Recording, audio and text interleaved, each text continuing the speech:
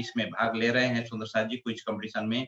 सभी सुंदर साथ जी को आभार प्रकट करता हूँ। आइए सुंदर साथ जी, सभी सुंदर साथ जी की ओर से तहे दिल से, हृदय से स्वागत करते हुए, सभी सुंदर साथ जी की ओर से प्रणाम जी अर्पण करते हुए, महात्मा श्री सुशांत जी को आज का क्लास आगे बढ़ाने के लिए मैं हार्दिक विनम्र अनुरोध करता हूँ। प्रणाम जी।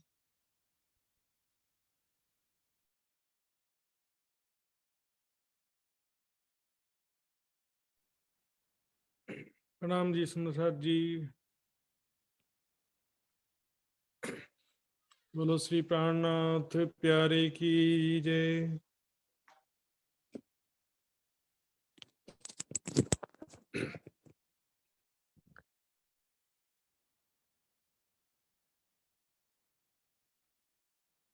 इस पर आवाज ठीक आ रही है लक्ष्मण जी? ओके, धन्यवाद। सुंदर साथ जी, फिर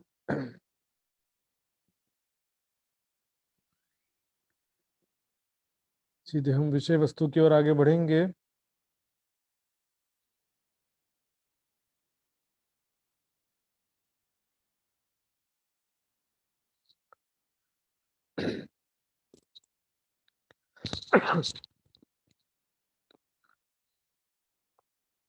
चर्चा प्रारंभ होत है, सुनो साथ चित दे। भजो राज श्यामा श्री प्राणनाथ, सखी जीवन हमारो। श्री महामति कहे साथ जी, भया चर्चा का बखत। अब तुम सुनियो चित दे, लाल आगे आए बैठे न तखत। लाल आगे आए बैठे न तखत।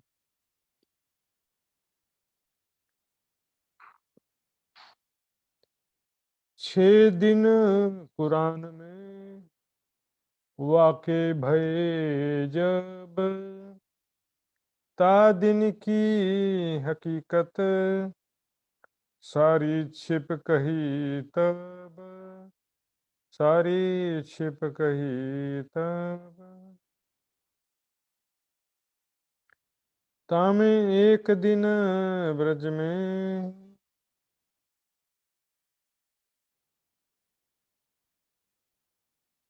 प्रणाम जी सुंदर साथ जी। 6 दिन कुरान में, कल हमने देखा, मैंने कुरान की आयत से समझाया था।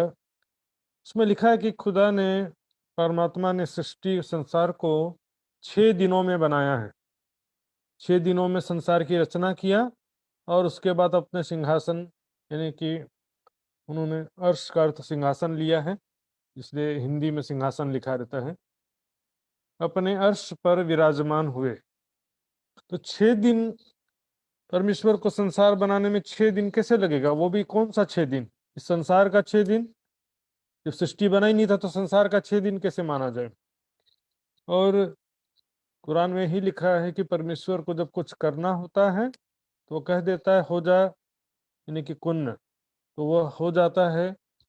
उसके लिए उनको कोई मेहनत नहीं करना पड़ता। सृष्टि रचना करने के लिए तो बहुत मेहनत 6 दिन तक लग जाए, ये बिल्कुल असंभव बात है।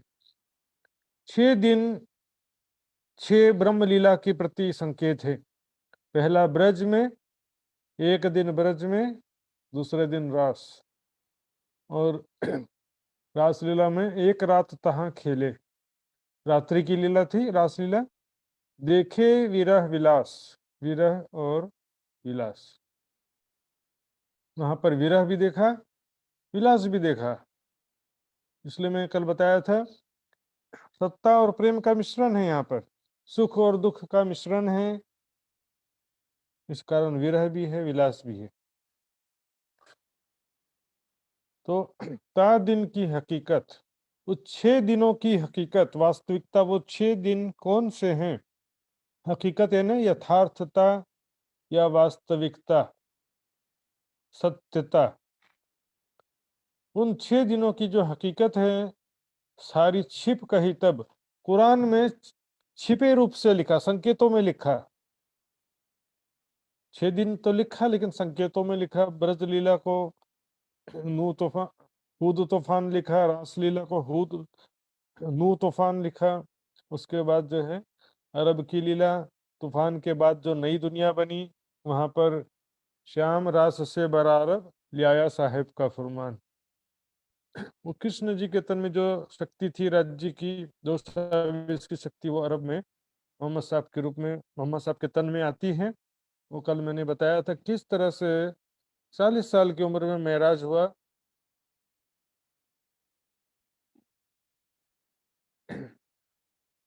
ये देखिए सुंदर शाह जी, 40 वर्ष की आयु में जिब्रिल जोश की शक्ति आना शुरू हो गई, और उस समय कई चीजें उनको ख्वाब के रूप में, कई बातें अनुभव में आई। उनके तन में जोश की शक्ति आने से आयतें भी उतरना शुरू हो जाती हैं। उनको कहा पढ़ो, तो मोहम्मद साहब ने कहा मैं पढ़ना नहीं जानता हूँ, 3 बार कहा। फिर बाद में कहा अपने उस परवरदिगार के नाम से पढ़, जिसने इंसान को जमे खून से पैदा किया और इंसान को वह कुछ सिखाया जो कुछ वो नहीं जानता था। यहाँ पर मैंने बताया 3 शख्सियत। एक चाचा अबू तालिब, ये मैंने ग्रुप में भी रखा था सुंदर साथ जी, फिर भी कई सुंदर साथ ने क्विज देते समय ग्रुप के मटेरियल का स्टडी नहीं किया, इसलिए उन्होंने कंफ्यूजन ऊपर नीचे हो गया। तालिब को विरोधी समझ लिया, किसी ने इसको ऊपर नीचे कर दिया गया। तालिब जो है उसका संरक्षक था, सपोर्टर था। जब तक मक्का में चाचा अबू तालिब जिंदा थे तब तक के मोहम्मद साहब को कोई कुछ नहीं कर सका, और जैसे ही उनका देहांत हुआ, मोहम्मद साहब को भी मक्का छोड़ करके मदीना जाना पड़ा। चाचा अबू लहब ये बुत परस्त वहाँ के जो कुरैश लोग थे, उनके साथी मिल करके मोहम्मद साहब का विरोध करते थे। और एक अबू जहल था, ये चाचा नहीं था, और इसका नाम अबू जहल भी नहीं था, इसका नाम था अबू अल हकम। बहुत बड़ा विद्वान था, लेकिन मोहम्मद साहब का विरोध करने के कारण, एक जाहिल गंवार जैसा हरकत के कारण उसका नाम जहल हो गया, जाहिल से जहल बन गया, अबू जहल।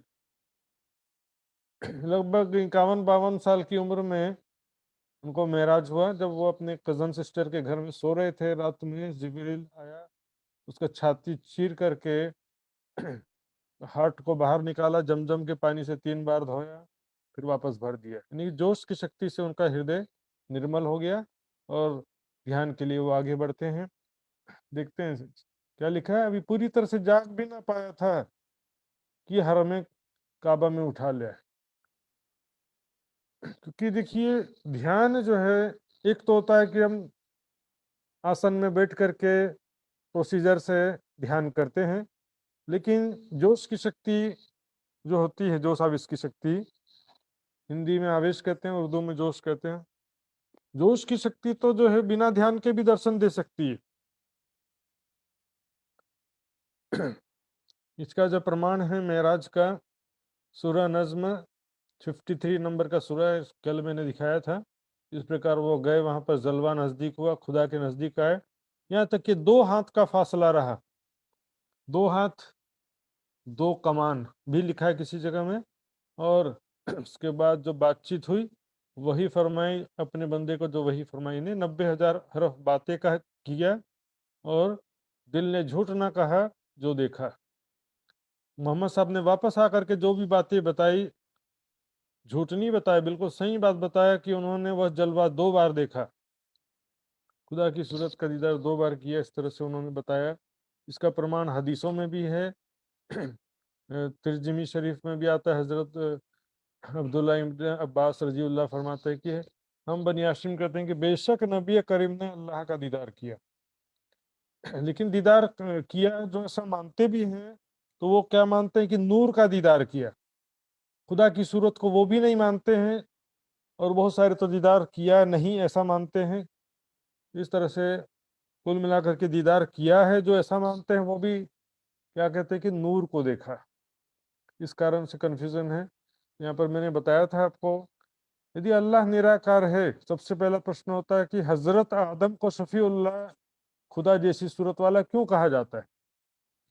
क्योंकि अनुषा जी आपको ये प्रसंग बाद में आने वाला था, लेकिन सृष्टि में सबसे पहले पुरुष आदि नारायण की जब रचना हुई उसी को आदम लिखा है। तो खुदा ने कैसे रचना किया? फरिश्तों को कहा कि धरती से मिट्टी लेकर के आओ। फरिश्ते मिट्टी लेकर के आ गए फर्श से। अब क्या करें? तो खुदा ने अपनी परछाई दिखाई और कहा इसके जैसा पुतला बना दो। तो खुदा की परछाई देख करके फरिश्तों ने वो पुतला बनाया और फिर उसमें जान डाल दिया। तो क्योंकि खुदा की परछाई देख करके आदम की रचना हुई है, इसलिए आदम को शफीउल्लाह कहते हैं, यानी खुदा जैसी सूरत वाला। शफीउल्लाह का मतलब होता है खुदा जैसी सूरत वाला। यदि खुदा का सूरत ही नहीं है तो परछाई क्या दिखाया और फिर आदम की सूरत कैसे बनी? नहीं, इसमें फिर मैंने बताया वही है जिसने आकाश और धरती को 6 दिनों में पैदा किया और फिर अर्श में विराजमान हुआ। अर्श का अर्थ सिंहासन लेते हैं वो। यदि खुदा का सूरत ही नहीं है तो सिंहासन की भी क्या जरूरत? और अर्श मोल्ला यानी कि ऐसा कोई धाम परम धाम है तो फिर खुदा का भी स्वरूप है। और यदि खुदा का सूरत नहीं है तो अर्श आजम का भी क्या जरूरत है? तो जो 90,000 हरफ बातें किसने कहा, किसने उन्हें हुक्म दिया, सारे प्रश्न उठ जाता है। इस प्रकार हम देखते हैं आगे। कल मैंने बताया था रद्द बदल जो बड़ी वृत्त के हिसाब से बताया था। सबसे पहले 50 एक दिन में 50 बार नमाज और 6 महीने का रोजा रखने के लिए कहा। फिर एक दिन में कम किया, 25 बार नमाज दिन में और 3 महीने का रोजा किया। फिर उसके बाद 10 बार की नमाज और 1.5 महीने का रोजा किया। उसके चौथे बार 5 बार की नमाज, 3 दिन में 5 बार नमाज और 1 महीने का रोजा। तो इसमें भी नहीं मान रहे थे मोहम्मद साहब। तो खुदा ने क्या कहा, क्यों चिंता करता है? अगर तेरी उम्मत है तो मेरे बंदे तो मेरे हैं ना। यदि तेरी उम्मत है तो बंदे भी तो मेरे हैं, तो फिर काय के लिए चिंता करता है? क्योंकि कल मैंने आपको बताया था, जैसे आज बता देता हूँ मैं। हम्म,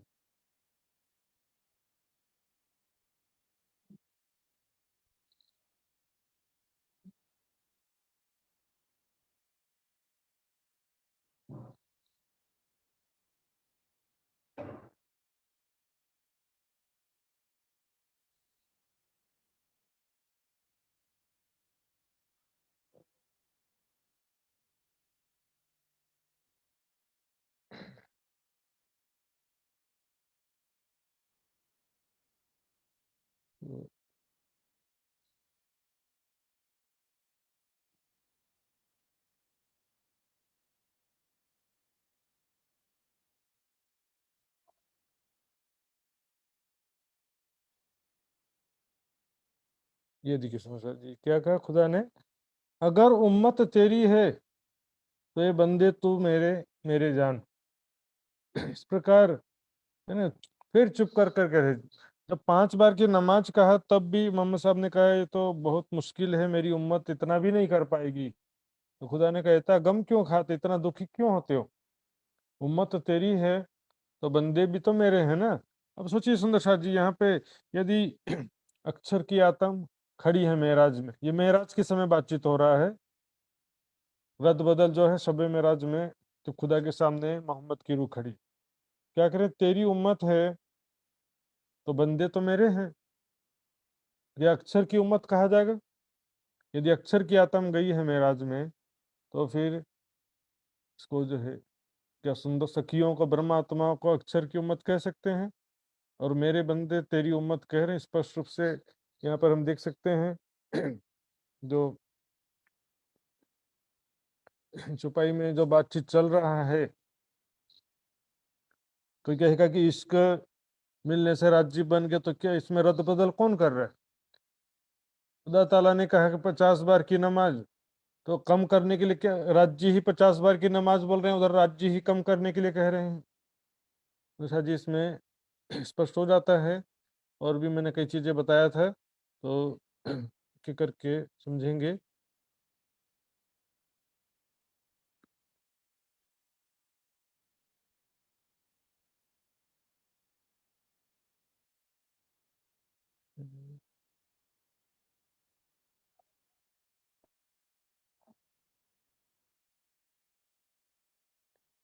ये देखिए सुंदर साथ जी, मोहम्मद साहब वापस आते हैं और सबको बताते हैं कि मैं कल रात में मुझे मेराज हुआ और किस तरह से मैं 7 आसमान को पार करके अर्श आज़म गया, खुदा से 90,000 हर्फ बातचीत हुआ। ये जो प्रसंग अभी मैं बताऊंगा आपको, 90,000 हर्फ बातें हुई जो वाणी में तो लिखा है, कुरान में भी क्या लिखा, तफसीर हिस्सनी में क्या लिखा अभी देखेंगे। कुरान के हिसाब से हम देखेंगे मोहम्मद सल्लल्लाहु अलैहि वसल्लम जो है उसका कुरान में मोहम्मद साहब की महिमा सर्वोपरि लिखी है, ना ईसा रुल्लाह ना इमाम मेहदी। और जो यहाँ पर देखेंगे हम आखिरत में शिफायत करके दोजक से मुक्ति दिलाने का अधिकार केवल मोहम्मद साहब को होगा। सब दुनिया को ही दिया जवाब, मोहम्मद इनको लेसी सवाब। सारी दुनिया जो है अपने अपने पैगंबरों के पास जाएगी, दोजक की आग लगा दिया जाएगा, तो सभी पैगंबर शर्मिंदे हो जाएंगे। सब पैगंबर शर्मिंदे होंगे कि हम सो हक सो है ना बात, हम सिफारिश नहीं कर सकते हैं, आपकी कोई मदद नहीं कर सकते हैं। तब सब दुनिया जलती मोहम्मद पे आई, सारी दुनिया दोजक की अग्नि में जलते हुए मोहम्मद की शरण पे आएगी, ऐसा कुरान में लिखा है। और दोजक आग रसूले छुड़ाई, मोहम्मद साहब शिफायत करके सबको दोजक से मुक्ति देंगे, ऐसा कुरान में लिखा है। तो अब ये जो है लोग सोचते हैं कि डायरेक्ट वही शरीर या वही मोहम्मद साहब फिर से प्रकट होंगे या कब्र से खड़े होंगे, इस तरह की बातें कही जाती है। लेकिन वास्तविकता ये कि जिस प्रकार हम कहते हैं कि ब्रज में कृष्ण जी के अंदर जो शक्ति थी वो यहाँ पर दोबारा आई, उसी तरह से यहाँ पर कह सकते हैं कि मोहम्मद साहब के अंदर जो शक्ति थी राज्य की जो साविश की, वही यहाँ पर मेरा ठाकुर के तन के माध्यम से ज्ञान के द्वारा शिफायत कर रही है। इस ब्रह्मवाणी ज्ञान प्रदान करना ही शिफायत कहा गया है। कोई सिफारिश नहीं है कि भाई हमारा खास आदमी तो इसको दोजक से छुड़ा करके ले जाओ परम धाम, ऐसा नहीं। इसमें क्या है कि ज्ञान प्रदान करना ही सिफायत कहा गया है। जाए जीत पहुंचा हक इलम, ताय हुई हक हिदायत कहा गया है। आखिर मोहम्मद छुड़ावसी और आग न छूटे किनसे। यदि हम मोहम्मद को अलग करेंगे और प्राणनाथ जी को अलग कहेंगे कि वो अलग है, ये अलग है, ये बड़ा है, वो छोटा है, अलग अलग करने से तो भी क्या होगा कि मोहम्मद साहब की महिमा मोहम्मद साहब ही में ही रह जाएगी। प्राण जी जो है वो तो अक्षरातीत का संबोधन है, यहाँ पर कहते हैं महामति। प्राणनाथ तो 5 तनों में है, कृष्ण ब्रज में भी प्राणनाथ, रास में प्राणनाथ, अरब में भी, देवचंद जी में भी, और इधर मेरा ठाकुर में भी प्राणनाथ है। यहाँ पर प्राणनाथ हकी सूरत प्राणनाथ को नहीं कहते, प्राणनाथ तो अक्षरातीत का संबोधन है। महामती के तन से वो जाहिर हुए, इसलिए सब प्राणनाथ के नाम से ज्यादा उनको जानते हैं। तो प्राणनाथ नाम नहीं, एक संबोधन है। और जो मोहम्मद हकी सूरत कहने से मोहम्मद की जो शोभा लिखी है कुरान में, वो प्राणनाथ जी पर आरोपित होती है ना। इसलिए कुरान में एक जगह नहीं कई जगह लिखा है, सब वक्तों कहे रसूल अव्वल बीच आखिर। केवल बसरी ही नहीं, 3 सूरत कही मोहम्मद की, सब सही सिर मोहम्मद की आखिर कही हिदायत, और छोटा बड़ा जो कोई कही मोहम्मद इमामत। इमाम इमामत करने का मतलब होता है परम धाम का ध्यान कराना। जैसे मस्जिद में जो इमाम होते हैं ना, सबको नमाज पढ़ाने वाले को इमाम कहते हैं। तो अर्श बका पर सजदा करावसी इमाम, परम धाम का सजदा कराएंगे, परम धाम की चितौनी कराएंगे, इसलिए इमाम मेहदी कहते हैं। तो लेकिन वो इमामत कौन करेगा, वो भी मोहम्मद करे। तो आखिर मोहम्मद छुड़ा उसी और आग न छूटे किनसे, सब जले आग दोजक की ये लिखिया जाहिर फुरमान में। कुरान पाक में ऐसा लिखा है कि मोहम्मद साहब ही सबको दोजक से छुड़ाएंगे। और हक्की सूरत, हक्की मोहम्मद नहीं, जैसे कल बात हो रही थी, हक्की मोहम्मद नहीं होता, हक्की सूरत होता है। आगे देखते हैं किस प्रकार होता है। देखो, इन उम्मत भाइयों वास्ते मोहम्मद आए 3 बेर। 3 बार आए अरब में देवचंद जी के रूप में, मेरा ठाकुर के रूप। 3 बार आना और 3 मोहम्मद आने में अंतर होता है। 3 मोहम्मद नहीं है, मोहम्मद आए 3 बेर, 3 टाइम्स। आगे भी कहा, रसूल के फरमान में मेरी तीनों एक सूरत, मेरी तीनों सूरतें एक हैं। मेरी तीनों सूरतें जो हैं वो एक ही हैं, बसरी मलकी हकी। ये तीनों सूरत हैं एक, तीनों सूरतें एक ही हैं।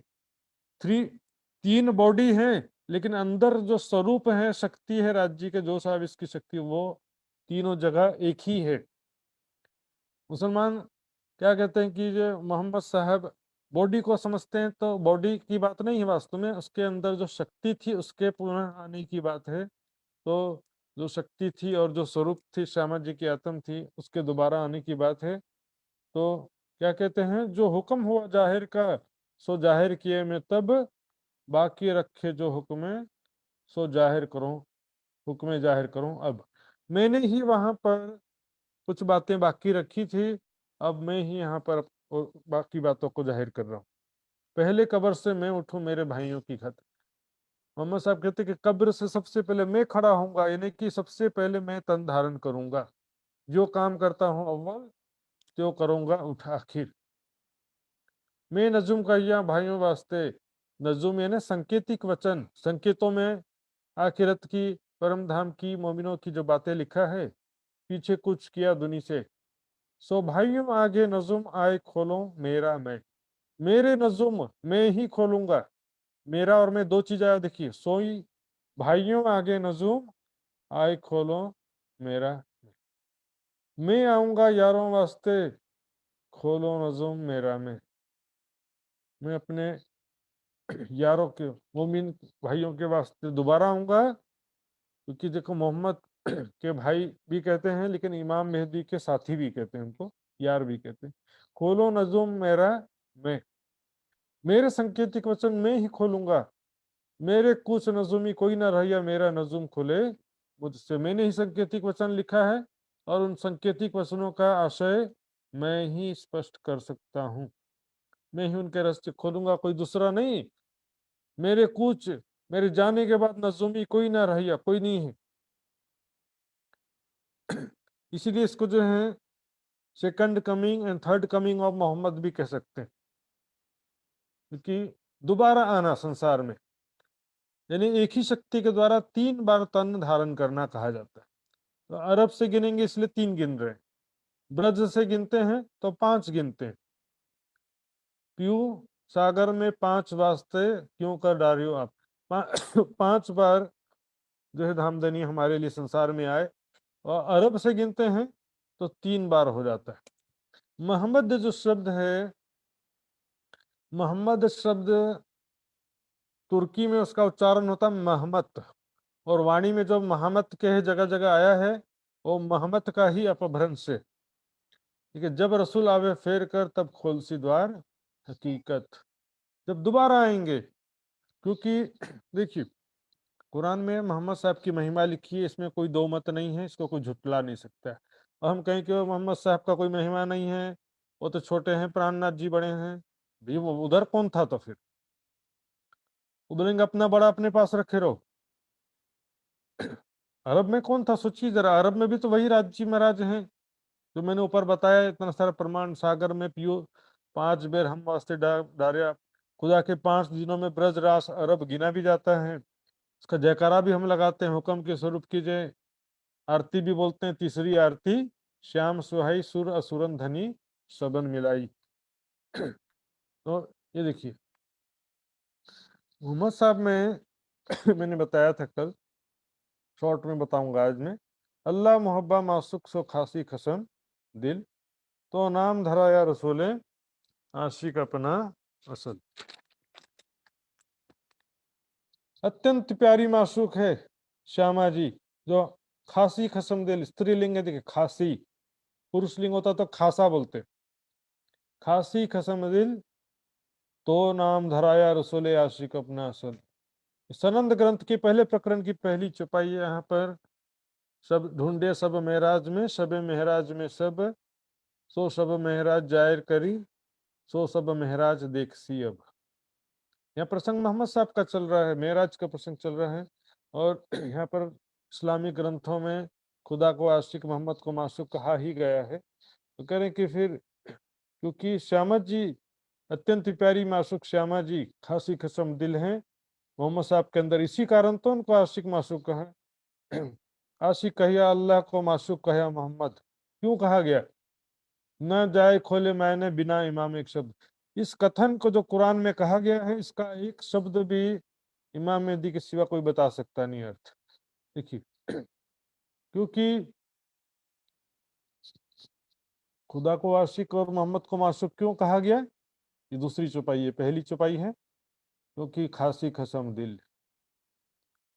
खुदा को आशिक, मोहम्मद को माशूक इसलिए कहा गया कि खासी कसम दिल है तो नाम धरा या रसूले। इसलिए देखिए बड़ी वृत्त में भी इसका प्रमाण दिया गया है। हक सुबान कहते हैं मैं रसूल का आशिक, मैं रसूल का आशिक। राज्य महाराज अपनी आत्माओं के सिवा किसी के आशिक नहीं हो सकते। हाँ, परमात्मा खुदा राज्य के आशिक सारी दुनिया भी हो सकती है, अक्षर ब्रह्म भी आशिक हो सकता है खुदा का, लेकिन राज्य महाराज अक्षर ब्रह्म के कभी आशिक हो सकते हैं? सोचिए सुंदर शाह जी, विचार करिए। राज्य महाराज अपनी आत्माओं के या श्यामा जी के सिवा किसी के आशिक कोई वर्णन नहीं है कहीं पर। और ये तो ठीक है, आगे क्या कहते हैं, ये तो इश्क हक का सग मोहम्मद अलैहिस्सलाम। तब सुंदर सा ऐसा सोचते कि मोहम्मद साहब की लीला तो बस सत्ता की लीला थी, प्रेम की लीला तो थी ही नहीं। क्या करें, ये तो इश्क हक का संग मोहम्मद अलैहिस्सलाम। तीन को कहा माशूक, कहा आशिक अपना नाम। खुदा ने अपना नाम, राज्य ने अपना नाम आशिक कहा और मोहम्मद को अपना माशूक कहा। लीला से कंफ्यूज मत होइए सुंदर शाह जी, लीला देख करके तो फिर यहाँ पर भी ऐसा ही होगा। क्या कहते हैं आगे, बात माशूक की सो करे आगे, आगे आशिक अर्धांग। इसमें सिर्फ आशिक नहीं कहा, अर्धांगनी भी कहा। कहे कुरान पुकार के रसूल ने छाया संग। कुरान पुकार पुकार के कहता है कि मोहम्मद साहब इस माया के जीव नहीं हैं, क्योंकि माशूक की बात आशिक ही अच्छी तरह से बता सकता है, और आशिक नहीं, साथ में अर्धांग, अर्धांगिनी उसकी।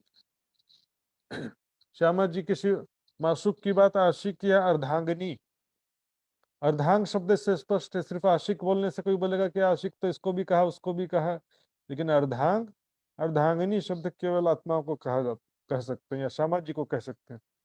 मोहम्मद कहे में हुक्म सब रूह मुजमा है। यहाँ पर कहते हैं, मोहम्मद साहब कह रहे हैं कि सब रूहें मेरे अंदर ही फरामोशी अवस्था में हैं। इसका प्रमाण ये भी है कि जब मोहम्मद साहब मेराज में गए, वहां पर सभी परमात्माओं को फरामोशी अवस्था में देखा, तो मतलब वहां से उनकी सुरता निकल चुकी थी। यहाँ पर भी जहाँ राज्य है, श्यामा जी हैं और सखियां भी तो वही होंगी ना। क्या करें, सब रूहें मुजमा है। देवचंद जी के समय में देवचंद जी के अंदर नहीं थी ब्रह्मात्मा, सबने अलग अलग तन धारण किया था। ये मोहम्मद साहब बसरी सूरत का ही प्रसंग इससे भी स्पष्ट होता है।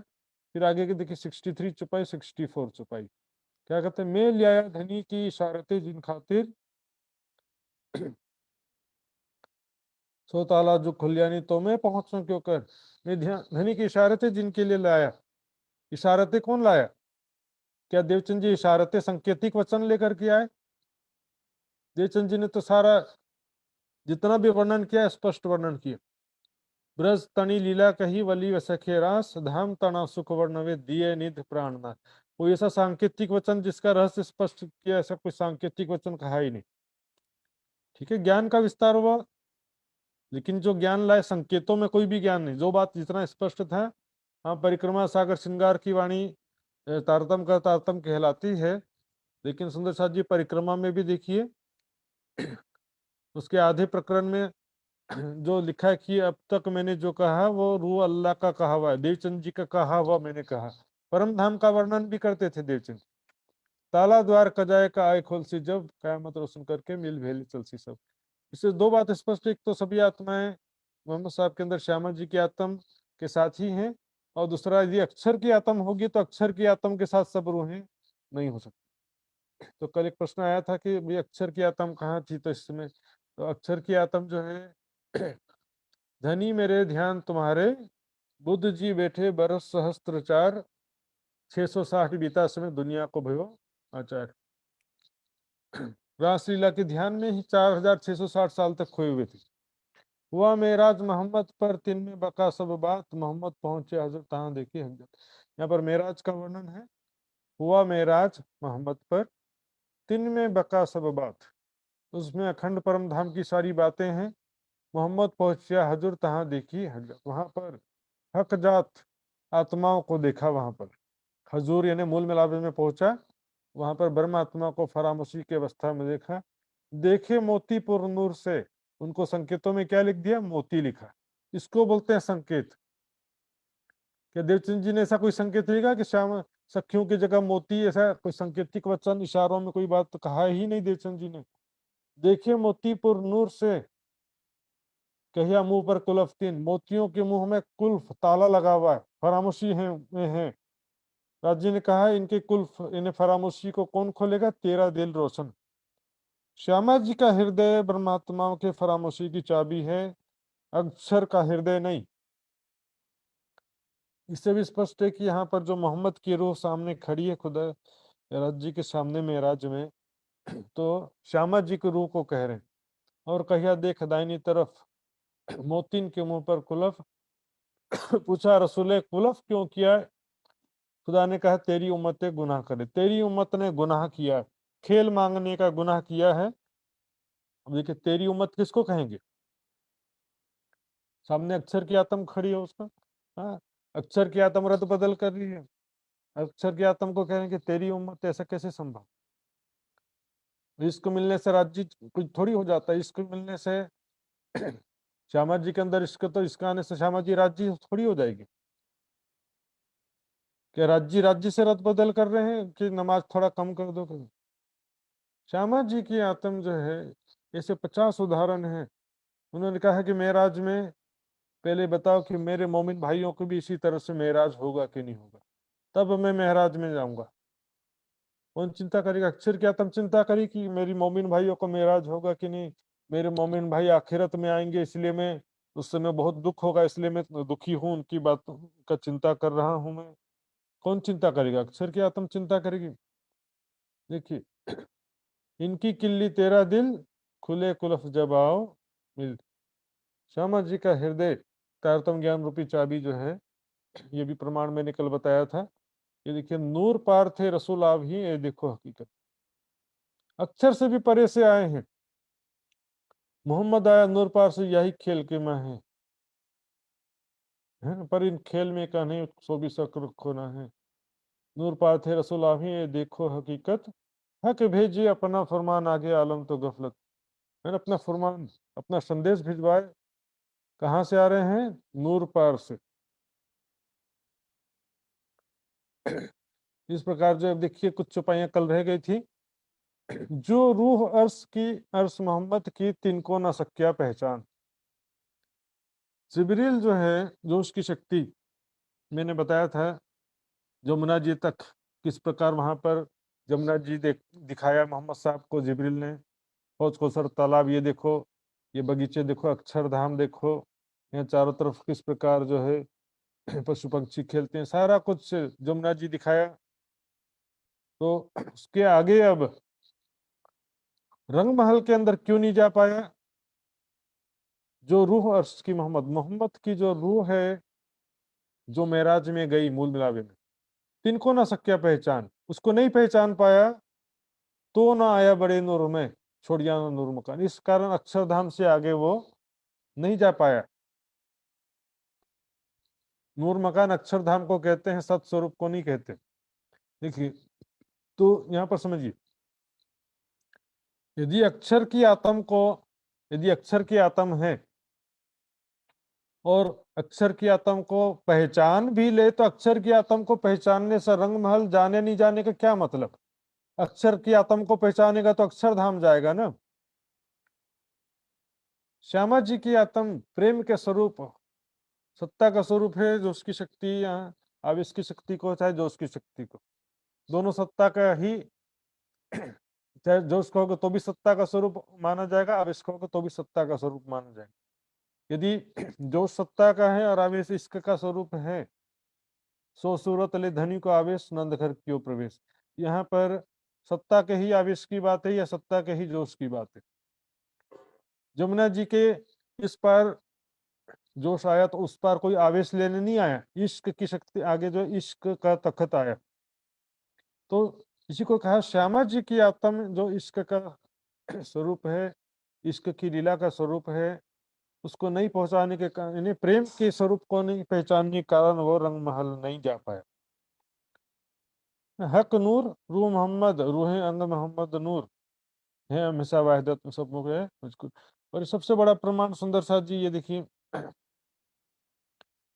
नवरंग स्वामी कृत रोशन नामा ग्रंथ है, उसमें तक साफ साफ लिख दिया, सूरत तीन मोहम्मद की कही, सो ठकुरानी जी की वासना भई, कहिया सूरत मोहम्मद बसरी, सो वासना श्यामा जी की खरी। सूरत मोहम्मद बसरी, बसरी सूरत मोहम्मद, बसरी सूरत अरब को कहते हैं, सो वासना श्यामा जी की खरी। एकदम क्लियर लिख दिया नवरंग स्वामी जी ने। आपको ये ग्रंथ भी मैं दिखाना चाहता हूँ अभी। ये देखिए, रोशन नामा किताब है, वो देखते हैं। ये देखिए रोशननामा, जो ब्रह्म मौनी नवरंग स्वामी की किताब है ये। और इसमें ये देखिए, सूरत तीन मोहम्मद की कही, सो ठकुरानी जी की वासना भई, कहिया सूरत मोहम्मद बसरी, सो वासना श्यामा जी की। इतना क्लियर प्रमाण है सुंदर साथ जी। बाकी प्रचलित बातें तो बहुत सारी हैं, प्रचलित बातों के आधार पर चलेंगे तो फिर बहुत सारी गलतियां गलतियां ही रह जाएंगी। आगे बढ़ना है, सुधार करना है, मॉडिफाई करना ही पड़ेगा। वाणी मंथन के अलावा अन्य ग्रंथों का भी अध्ययन और वाणी के भी चौपाइयों का मंथन करेंगे तो बहुत सारी बातें मिलेंगी। अब देखते हैं 90,000 हरफ जो बातें हुई, इसका प्रमाण देखते हैं। पहला तो जो कस्सुलंबिया ग्रंथ है, उसके उर्दू संस्करण में 90,000 हरफ का वर्णन आता है, लेकिन हिंदी वाले संस्करण में वो आयतें हटा दी गई है, जिसमें स्पष्ट रूप से वर्णन है 90,000 हर्फ बातें हुई खुदा से, खुदा ने 90 हर्फ शब्द कहा और उसमें से 30,000 शरीयत तरीकत के जाहिर करने के लिए कहा, 30,000 के संकेतों में लिखने कहा हकीकत के, और 30,000 मार्फत के कहा कि इसको अभी नहीं लिखना, आखिरत में जब आएंगे दोबारा हम तो लिखेंगे। अब देखिए ये कस्सुलंबिया का तो उर्दू भाषा में है मेरे पास में, लेकिन वो कुछ समझ में आएगा नहीं, इसलिए उर्दू भाषा में नहीं दिखा रहा हूँ। इसको चाहिए होगा तो बाद में भेज सकता हूँ मैं। लेकिन अब देखते हैं कंजुल ईमान कुरान में, कुरान का जो व्याख्या ग्रंथ है कंजुल ईमान कुरान कहते हैं उसे, बरेलवी का पब्लिकेशन है। उसमें जो है व्याख्या में लिखा है, अक्सर मुफस्सिरों के नजदीक इनके मायने ये है कि अल्लाह ताला ने अपने खास बंदे हजूर मोहम्मद मुस्तफ़ा सल्लल्लाहु अलैहि वसल्लम को वही फरमाई। वही का मतलब होता है आयतें, जो साबित से वाणी अवतरित होती है, इसको वही कहा जाता है उर्दू में। हजरत जफर सादिक रज़ियल्लाहु अन्हु ने फरमाया कि अल्लाह ताला ने अपने बंदे को वही फरमाई, जो वही फरमाई वो बेवास्ता थी कि अल्लाह ताला और उनके हबीब के बीच कोई वास्ता ना था। खुदा हबीब कहते हैं, बहुत प्यारा हो उसको हबीब कहते हैं। खुदा और उनके हबीब मोहम्मद साहब के बीच में तीसरे किसी का कोई लेना देना नहीं था, डायरेक्ट बातचीत हुआ, उनके बीच में कोई तीसरी शख्सियत का वास्ता न था। ये खुदा और उनके रसूल के बीच के रहस्य हैं, जिन पर उनके सिवा किसी को सूचना नहीं। और अल्लाह ताला ने इस रहस्य को तमाम सृष्टि से छिपाए रखा है, जो हकीकत के और मार्फत के 30,000 शब्द छिपा करके रखा, तमाम सृष्टि से छिपा रखा। और ना फरमाया कि अपने हबीब को क्या वही फरमाई, अपने हबीब को क्या बातें बताया क्या 90,000 हरफ में से शरीयत के तो कर दिया, हकीकत और मार्फत के जो शब्द थे वो नहीं बताया, सृष्टि से छिपा के रखा। ये कंजुल ईमान कुरान आप ऑनलाइन इसको डाउनलोड कर सकते हैं, इसका पीडीएफ। और क्या कहते हैं आगे, मुहिब व महबूब के बीच ऐसे राज होते हैं। मोहब्बा शब्द आया था ना अभी, मुहिब और महबूब, खुदा और मोहम्मद, आशिक और माशूक के बीच ऐसे राज होते हैं जिनको उनके सिवा कोई नहीं जानता। जैसे कई प्रमाण हैं जो हम समझ सकते हैं वो तारतम ज्ञान की रोशनी में, लेकिन ये बातें जाहरी अर्थ से नहीं समझा जा सकती। देखिए, अब यहाँ पर मोहम्मद साहब को हुक्म का स्वरूप इसी जगह में कहा गया है। हुक्म का स्वरूप कहने का कारण क्या है, देखते हैं। देखिए, रूहों को खेल दिखाया विध विध हुक्म कर, आप बांधिया हुक्म का होई रसूल आया आखिर। राज्य महाराज आप स्वयं हुक्म, अपने ही हुक्म के बांधे रसूल होकर के आ गए। ये चुपाई मोहम्मद साहब के लिए, बशीर सूरत के लिए, और ये चुपाई है हक्की सूरत मोहम्मद के लिए, मोहम्मद हक्की सूरत की। अब देखिए, बांधे आप हुक्म के काजी हुए इता है, क्योंकि राज्य महाराज के ऊपर किसी और का हुक्म नहीं चलता है। आवेश स्वरूप पर भी मूल स्वरूप का हुक्म चलता है। तो राज्य ने अपने दिल में जो ले रखा उसके अनुसार स्वयं भी तो काम करना पड़ेगा ना उनको। बांधे आप हुक्म के होए रसूल आए, अब खुद जो है रसूल होकर के आ गए, फिर बांधे आप हुक्म के काजी हुए इता है। हुक्म के बंधे भी आखिरी रसूल बन करके आ गए, हुक्म के बंधे काजी बन करके आ गए।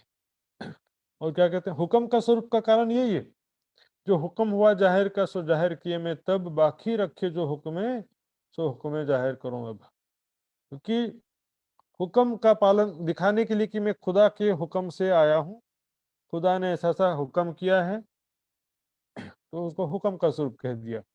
खेल रसूल हुक्म हुआ बीच ले आए रसूल फरमान, आखिर भी रसूल आए के बीच दई जहां। सुंदर सा चीज चुपाई से बहुत ही विचार करने की बात है। जो कहते हैं कि मोहम्मद साहब राज्य नहीं थे, या मोहम्मद साहब के अंदर आवेश नहीं था, जोश आया था आवेश नहीं आया, तो ऐसी बातें सुंदर साहब जी वाणी से प्रमाणित मैंने 2 दिन से स्पष्ट कर दिया है। ग्रुप में देख सकते हैं। जोश आवेश जो है उर्दू अरबी शब्द है जोश, और आवेश जो है हिंदी संस्कृत का शब्द है। और तमाम मैंने बताया उसको, जिब्रील को खुदा की रूह भी कहा है, फरिश्ता भी कहा है, लेकिन खुदा की रूह भी कहा हुआ है।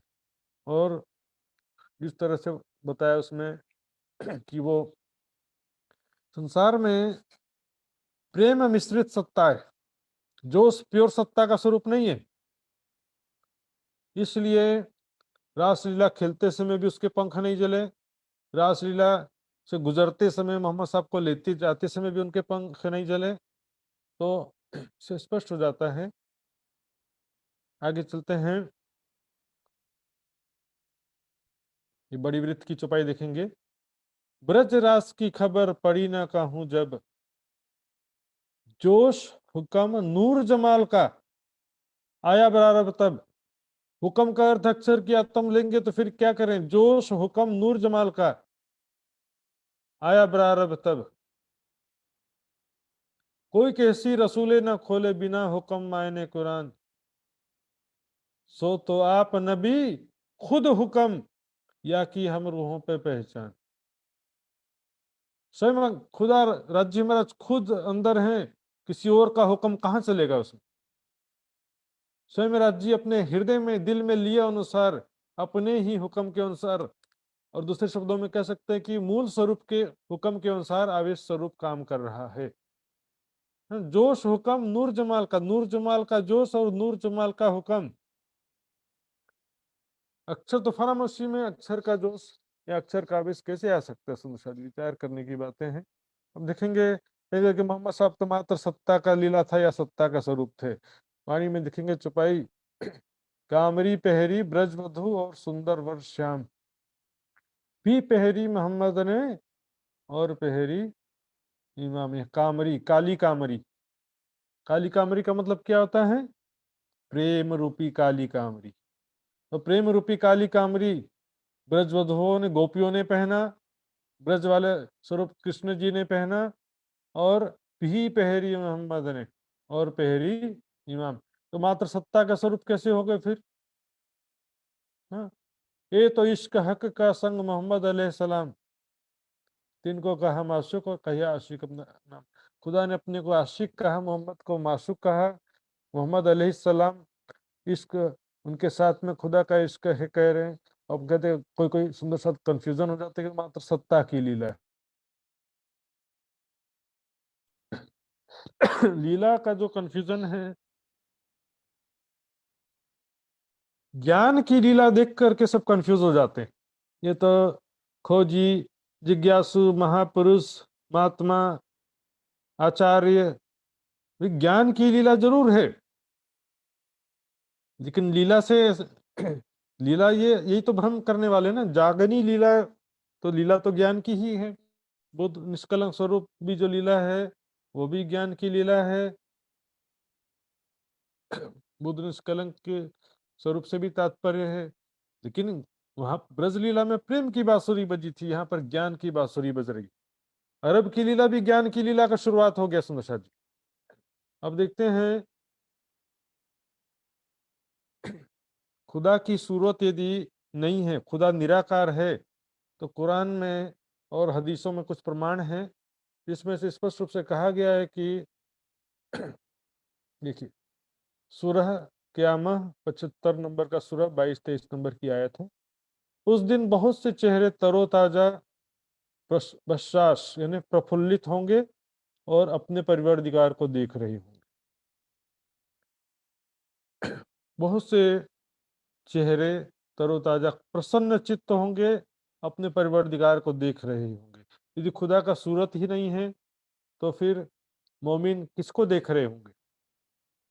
है ना, जो खुदा का सूरत ही नहीं मानते तो फिर किसको देख रहे होंगे? फिर कहते हैं आगे, मोहम्मद मुकम्मल से बुखारी हजरत, बुखारी शरीफ में कहा गया है, कयामत के दिन तुम अपने अल्लाह का दीदार करोगे बेशक, इसमें कोई दिक्कत नहीं होगी। फिर क्या ये बुखारी शरीफ है, इसमें भी कह रहे हैं, रसूल अल्लाह ने फरमाया कि तुम में से हर कोई अंकिर अपने रब से कलाम करेगा, यानी बातचीत करेगा, बातें करेगा। इस हाल में कोई पर्दा ना होगा, तुम रब से कलाम करोगे और बेहिजाब दीदार करोगे। हिजाब है ना पर्दा, बिना पर्दा के दीदार करोगे। तो खुदा का स्वरूप ही नहीं है तो दीदार कैसे करेंगे? सुंदर जी से स्पष्ट खुदा की जो हम इसमें तर्क दे सकते हैं कि भी खुदा का स्वरूप नहीं है तो दीदार किसका करेंगे? और इससे ये एक तथ्य और भी इसमें आता है, महराज ठाकुर या किसी और तन के दीदार की बात नहीं है सुंदर साथ जी। वाणी में जहां भी चुपाई आई है, जैसे कि चुपाई आती, सुनियो दुनिया आखिरी भाग बड़े हैं तुम, जो कबू कानो ना सुनी, सो करो दीदार खसम।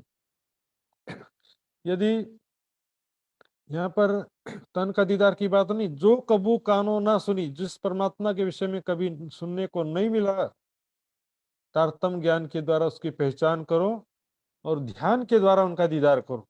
हक इलम से होते है अर्श बका दीदार। देखिए, बाइबल का ओल्ड टेस्टामेंट का ये प्रकरण है। परमेश्वर ने मनुष्य को अपनी प्रतिकृति के रूप में बनाया है। यदि परमेश्वर का स्वरूप नहीं होता तो मनुष्य का स्वरूप कहाँ से आता? इसी को मैंने बताया था भी, आदम शफीउल्लाह, आदम पैगंबर की जो शरीर, उसका बॉडी जो उनका बना, रूप बना है, खुदा की परछाई दिखा करके उनका शरीर बनाया गया, सेम टू सेम। जब परमेश्वर ने मनुष्य की सृष्टि की तब अपने ही स्वरूप में उसको बनाया। खुदा का सूरत है तब यहाँ मनुष्य का सूरत है। परम धाम है तो ये तभी ये स्वाप्निक जगत है। पेड़ है तभी छाया है, पेड़ ना हो तो छाया कहाँ से बनेगी?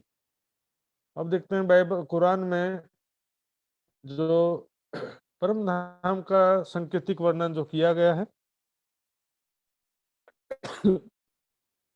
सूरह मोहम्मद 47 नंबर का सूरह है, 12वें नंबर की आयत है।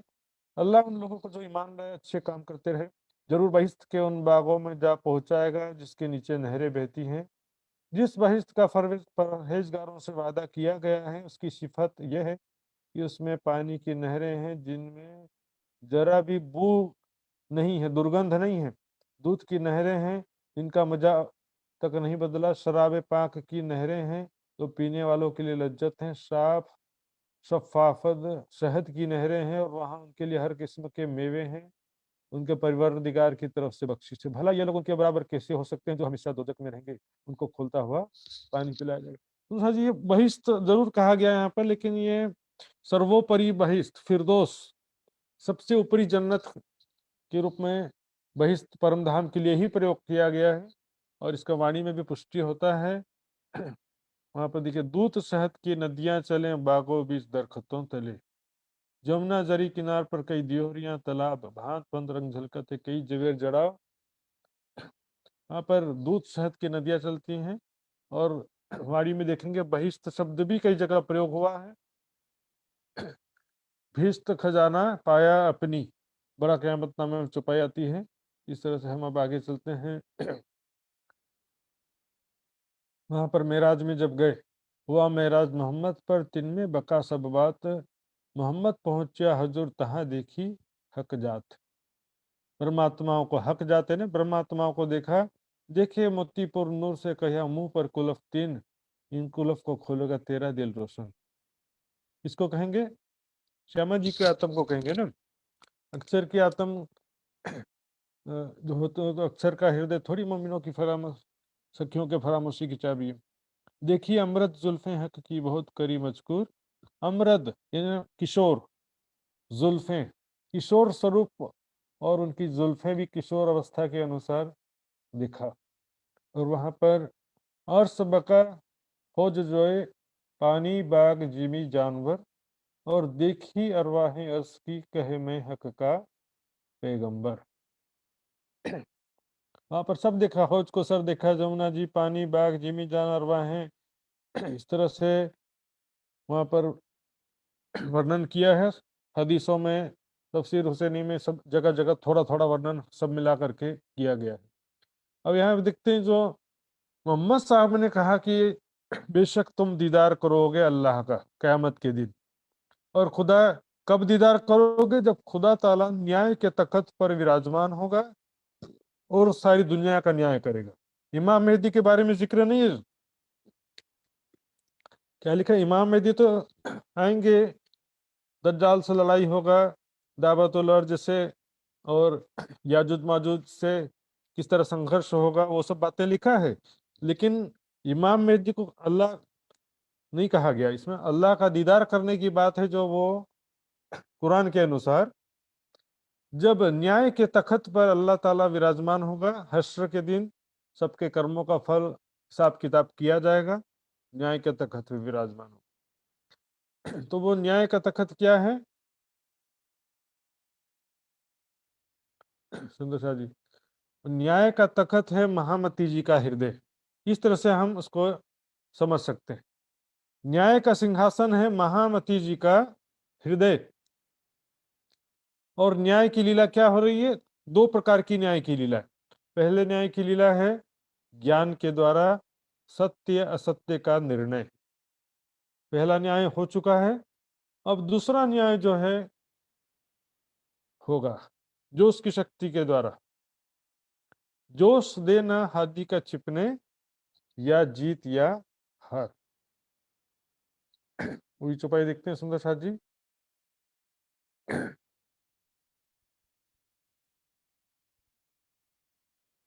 ये देखिए,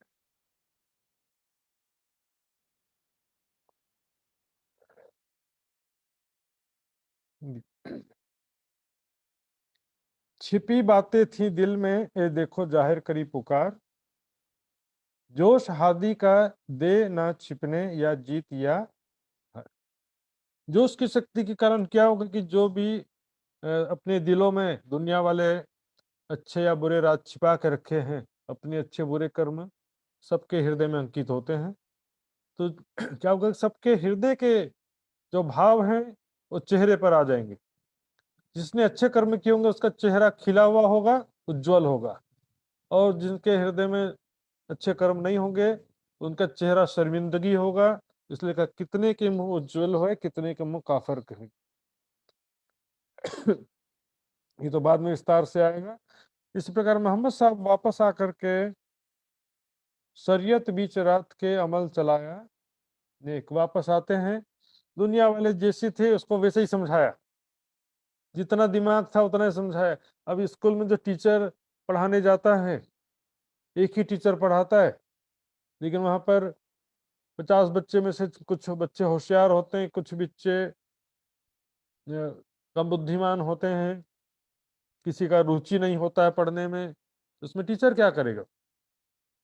क्योंकि दुनिया जो है इस ब्रह्म ज्ञान के योग्य नहीं है, इसलिए तो हकीकत और मार्फत का ज्ञान जो है स्पष्ट रूप से बताने के लिए मना किया।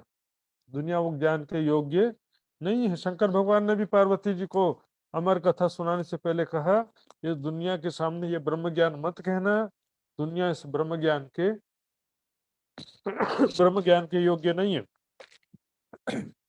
दुनिया इस ब्रह्म ज्ञान के योग्य नहीं है, इसलिए उनको बस शरीयत का रास्ता, भाई जन्नत मिलेगा, दोजख मिलेगा, पाप करोगे तो गुनाह करोगे दोजख में जाना पड़ेगा, अच्छे कर्म करोगे तो जन्नत मिलेगा। जैसे हिंदुओं में भी सेम मैटर होता है, पुण्य करोगे तो स्वर्ग जाओगे, पाप करोगे तो नरक जाओगे।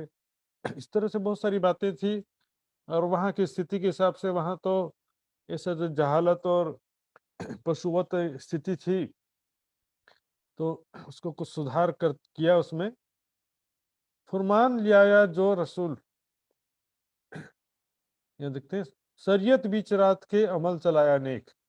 रात कहते हैं अज्ञानता में, उस समय अज्ञानता से युक्त संसार में शरीयत का रास्ता चलाया। नमाज पढ़ो, ये करो, बिना ज्ञान से जो है परमात्मा के स्वरूप या परमात्मा के विषय में नहीं जान पाया कोई, मोमिनों के विषय में भी नहीं समझ सके, मोहम्मद के स्वरूप की भी पहचान नहीं हो सकी। लेकिन बस मंत्रों को जो है, कुछ प्रार्थना है, कुछ मंत्र में बातें हैं, कुछ समझते हैं कुछ नहीं समझते हैं। नमाज पढ़ते रहो 5 बार, जुबान से कलमा कहो, 1 महीना का रोजा रखना है, जीवन में 1 बार मक्का मदीना हज करना है, जक़ात यानी आय का 40वां हिस्सा दान करना है। इस तरह से कुछ नियम बना करके चला दिया वहां पे। ये सब जाहिरी रूप से है, इसका बातिनी रूप बाद में आएगा। अब उसमें जो सांकेतिक बातें लिखा है, हकीकत की बातें, आखिरत की बातें, मोमिनों के विषय में, परम धाम खुदा के विषय में जो बातें लिखा, फुरमान लियाया रसूल पर समझिया ना ही कोई।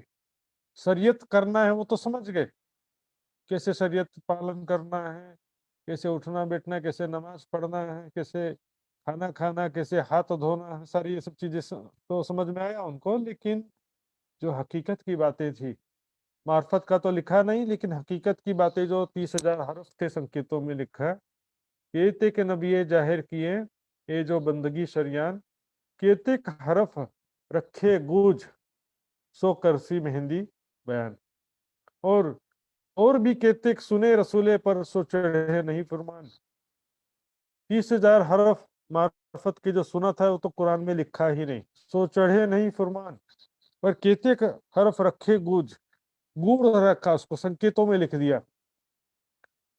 करें कि जिन खातिर ले आइया ये समझेगी रूस में, जिन परमात्माओं के वास्ते कुरान में वो संकेतिक वचन लिखा है, हकीकत की बातें लिखा है, जिनके खातिर ले आई हैं, हमारे वास्ते तो लाए, ब्रह्मात्माओं के, हम ब्रह्मा आत्माओं के लिए तो मोहम्मद साहब ने वो बातें लाई हैं, हमारी बातें। इसमें एलर्जी क्यों होता है? कुरान की बातें करेंगे तो बोलेंगे तो मुसलमान बन गए। सुंदर शाह जी, जो कुछ कहिया कतेब में सोई कहिया वेद, दो बंदे एक साहिब के पर लड़त बिन पाए भेद।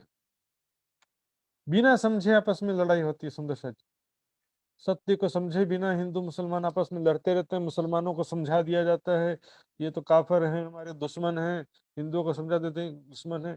एक दूसरे के धर्म का अपमान, एक दूसरे के धर्म के नियमों का, जो सिद्धांतों का खंडन करना, लेकिन वास्तविकता है कि लड़त बिना पाए, भेद बिना समझे आपस में लड़ते रहते हैं। और तारतम्य ज्ञान की दृष्टि से या सुंदर साथ की दृष्टि से हम देखते हैं तो जाहिरी मुसलमान हो चाहे जाहिरी हिंदू हो, दोनों ही अज्ञानता से युक्त हैं और दोनों ही निजानंद संप्रदाय के कोई हितैषी नहीं है। एक हिंदू लड़े मुझसो, दूजे शरीयत मुसलमान। अब मैं पाई सिफत मोहम्मद की, छोड़ो नहीं फुरकान। कह रहे कि मैंने मोहम्मद साहब की महिमा को समझ लिया है, अब मैं कुरान को नहीं छोड़ूंगी, चाहे जिसको विरोध करना हो कर लो, ऐसा प्राणनाथ जी ने अपनी वाणी में लिखा है। अब यहाँ पे एक सिलसिला जो है पूरा होता है, तो चौपाई के हिसाब से वापस देखते हैं।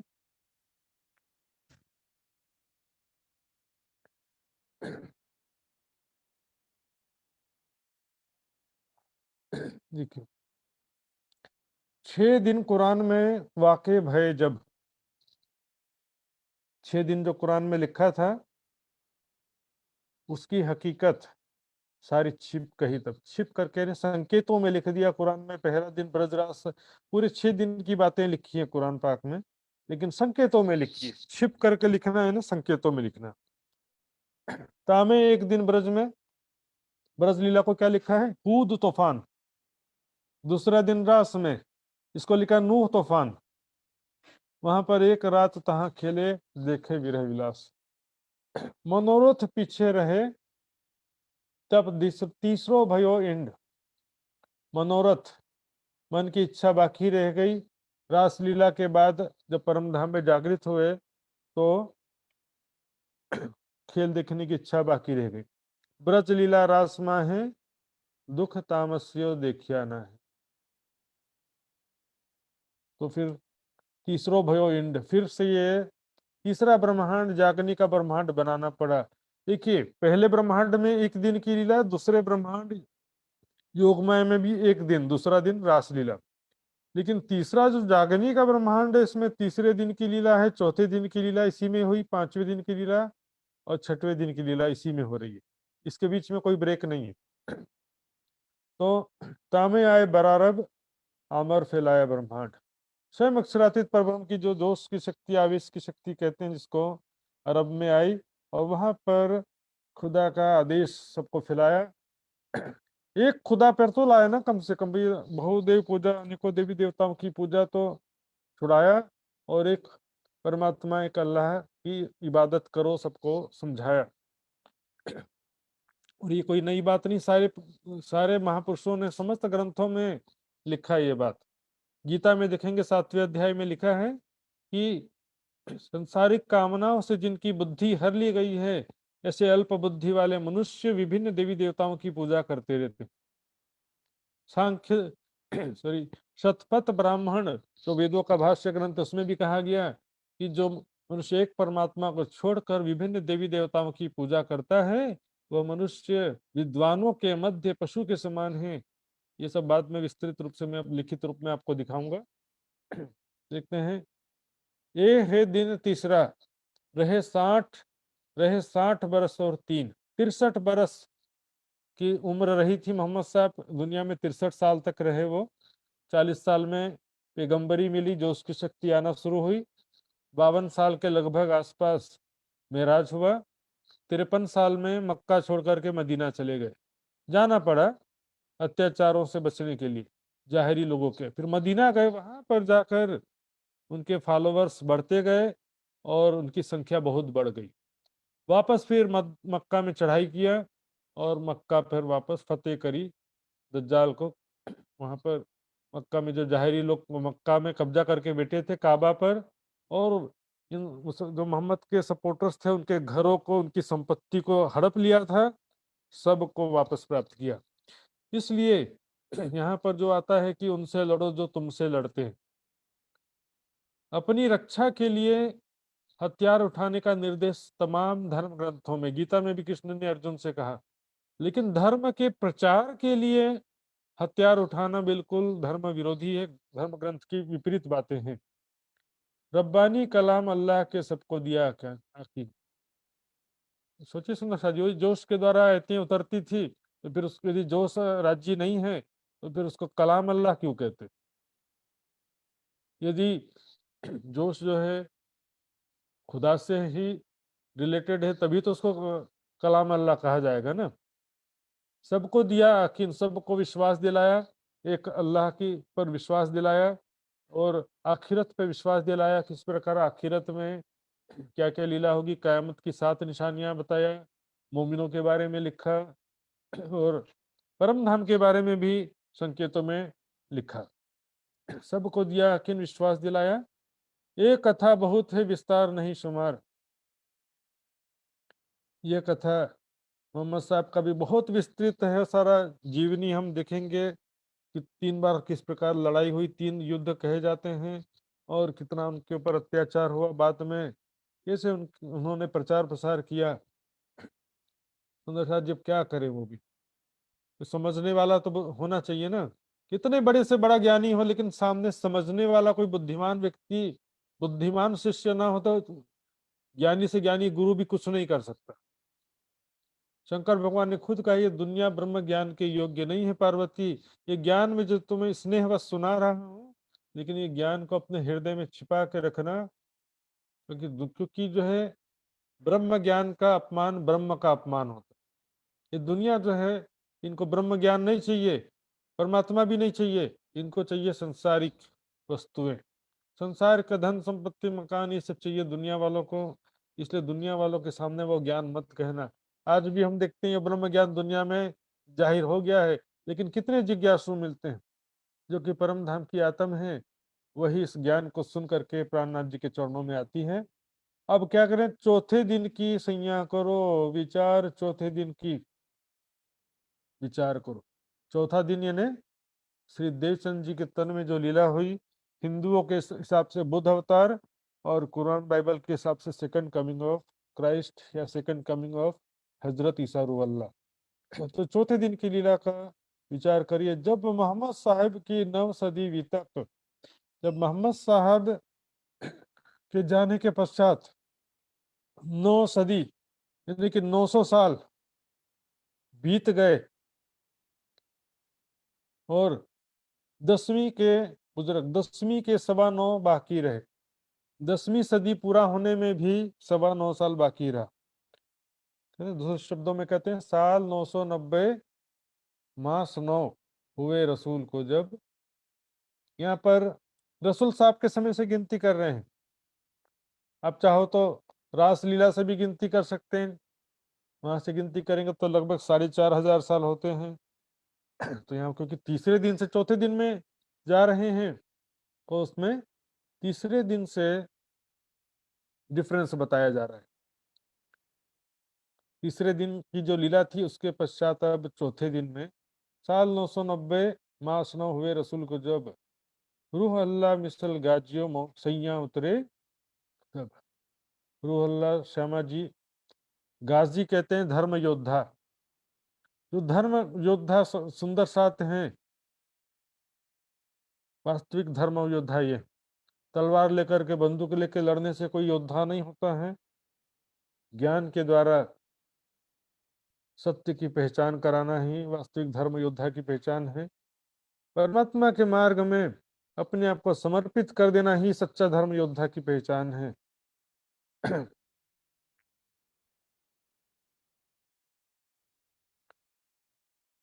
तो सुंदर शाह जी देखेंगे भी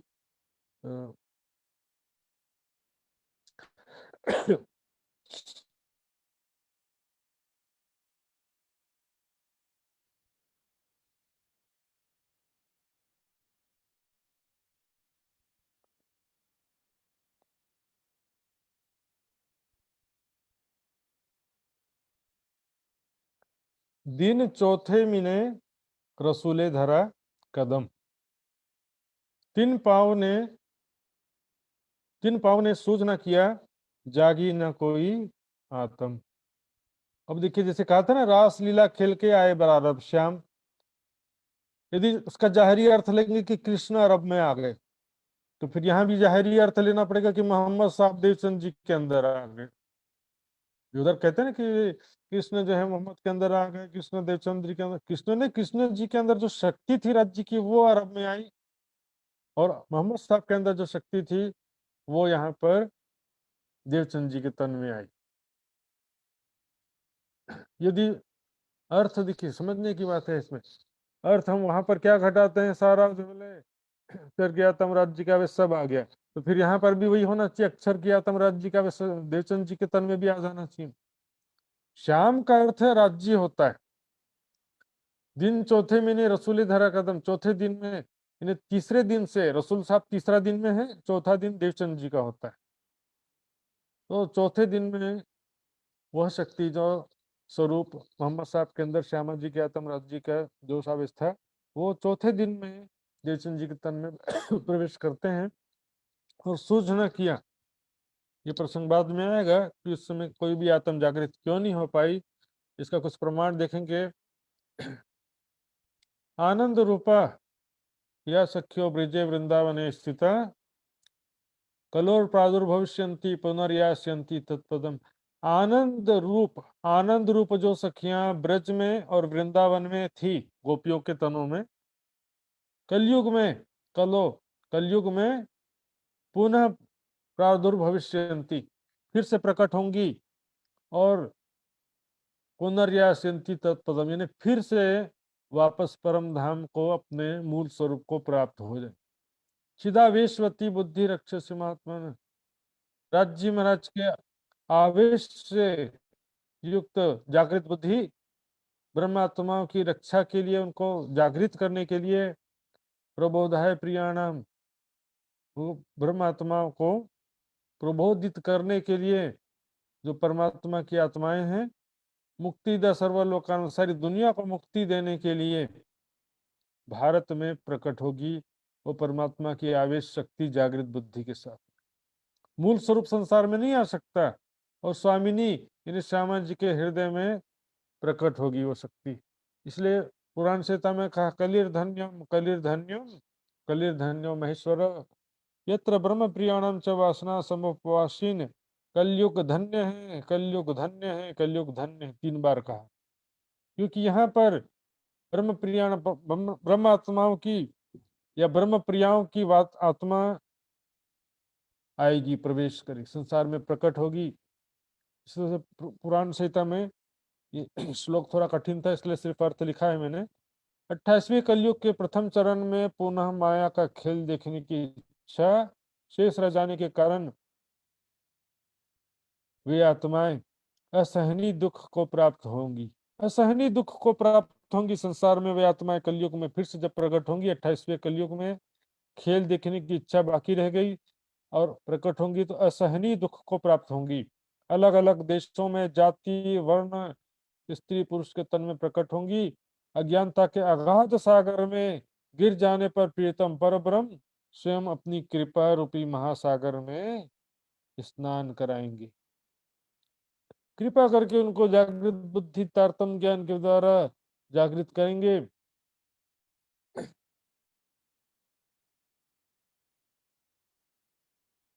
वापस वितक में आते हैं तो अब देखते हैं श्री देवचंद जी का जन्म कब हुआ, कैसे हुआ, वहां पर उमरकोट में। ये सारा प्रसंग जो है अब कल शुरू किया जाएगा। वे परब्रह्म अक्षरातीत किस प्रकार करते हैं, जागृत करते हैं, श्री देवचंद जी के दर्शन महारानी जी किस प्रकार सत्य परमात्मा की खोज करते हैं, अपने मूल स्वरूप को जानने का प्रयास करते हैं। मैं कौन हूँ, कहाँ से आई हूँ, कहाँ है मेरा भरता, सबका मालिक कौन है, खोज करने का प्रयास करते हैं। रामधनी किस प्रकार 3 बार उनको दर्शन देते हैं, पिया किए अति प्रसन्न, 3 बेर दिए दर्शन। सारा प्रसंग जो है, क्योंकि फिर एक नया सीक्वेंस हो जाता है, तो उसको हम कल शुरू करेंगे। अभी ये चौपाई दोहराते हैं। साल 990 मास 9, साल 990 मास 9, हुए रसूल को जब, हुए रसूल को जब, रू अल्लाह मिसल गाजियों, रू अल्लाह मिसल गाजियो, सैया उतरे तब, सैया उतरे तब, सैया उतरे तब। बोलो श्री प्राणनाथ प्यारे की जय। तो प्यारे सुंदर साथ जी, आज हमने समझा किस प्रकार से 90,000 हरफ बातचीत हुई और किस प्रकार उसका ज्ञान संसार में प्रसार प्रसार किया गया। कुरान में किस प्रकार परम धाम के विषय में, मोमिनों के विषय में संकेतों में लिखा है, बहिष्ठ करके, सर्वोपरि बहिष्ठ करके परम धाम को लिखा हुआ है। वहाँ पर खुदा का दीदार आखिरत में सब करेंगे, न्याय की लीला किस प्रकार होगी, और थोड़ा सा कल का भी मैंने रिवीजन किया था। तो इस विषय में अब तक जितना बताया है मैंने, तो उस विषय में जो भी सुंदर साथ पूछना चाहते हैं पूछ सकते हैं, अपना हाथ खड़ा करेंगे।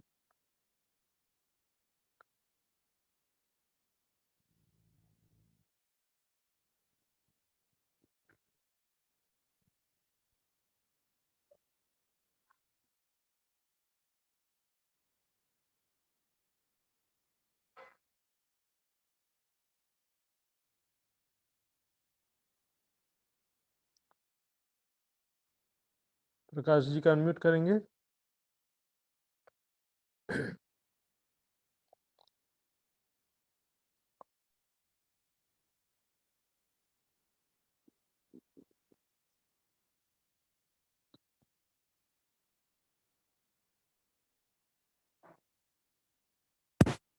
भी आ रहा हाँ होगा। हाँ, अब आ रहा है, बोलिए। अच्छा महाराज जी, ये देवचंद्र जी में सिर्फ श्यामा जी का आत्मा था या राज्य का भी था? शुरुआत में श्यामा जी की आत्मा रहेगी, और राज्य मतलब राज्य का आत्मा नहीं होता, राज्य का जोश या आवेश कहते हैं उसको। तो वो राज्य किस प्रकार दर्शन देते हैं और अंदर आकर विराजमान हो जाते हैं 40 साल की उम्र में, वो प्रसंग बाद में आता है। शुरुआत में केवल श्यामा जी की आत्मा माना जाएगा। और प्राणनाथ जी का, उसमें प्राणनाथ जी में भी श्यामा नहीं जी, नहीं प्राणनाथ जी में तो राज्य का है। नहीं नहीं नहीं, सुनिए सुनिए, प्राणनाथ जी नहीं, महराज ठाकुर नाम है तन का।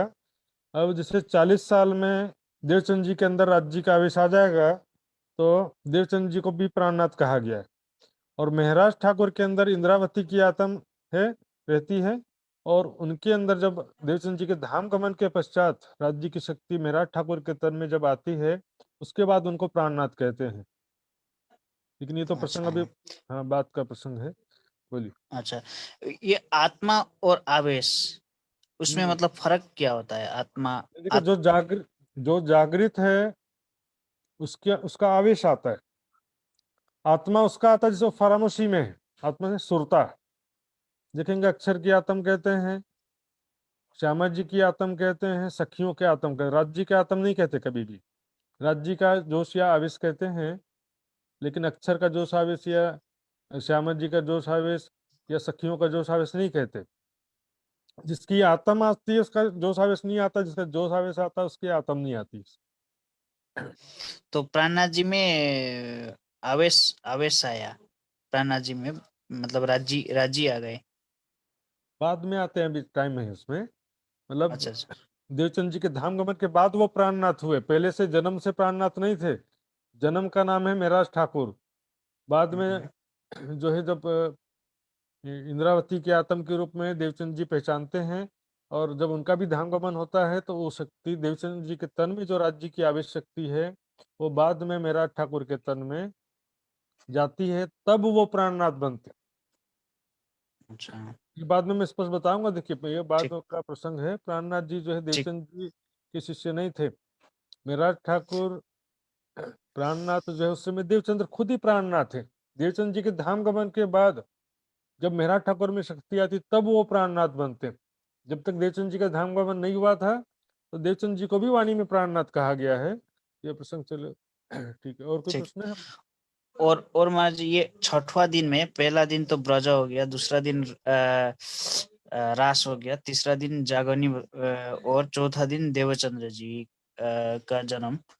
और 5वां और 6वां दिन वो मेरा कौन सा ठाकुर कौन सा? 5वां दिन महामती जी जो प्राणनाथ जी के रूप से जाहिर हुए सारी दुनिया में। हम्म, मेरा ठाकुर को हो चाहे महामती को हो चाहे प्राणनाथ, तो वैसे सभी होते हैं लेकिन प्राणनाथ जी नाम से जाहिर हुए। मतलब हम्म, प्राणनाथ जी की असल पहचान मेरा ठाकुर के तन में जाहिर हुई, इससे पहले किसी भी तन में कोई पहचाना नहीं।